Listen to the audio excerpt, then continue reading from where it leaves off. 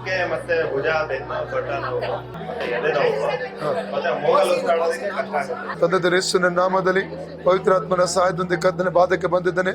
ಸಹೋದರ ಚೇತನವರ ಆರೋಗ್ಯಕ್ಕಾಗಿ ಪ್ರಾರ್ಥಿಸ್ತೇನಪ್ಪ.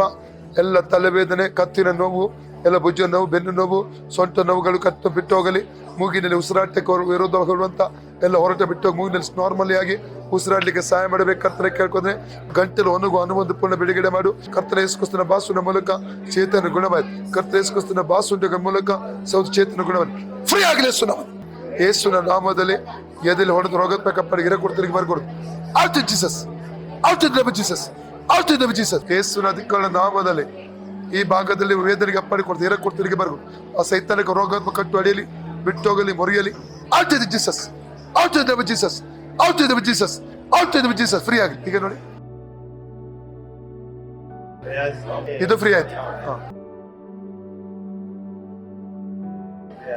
ಫ್ರೀ ಆಯ್ತಲ್ಲ?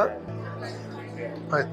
ಯೇಸುವೇ, ನನಗೆ ಸೌಖ್ಯ ಕೊಟ್ಟದಕ್ಕಾಗಿ ನಿನಗೆ ಸ್ತೋತ್ರ.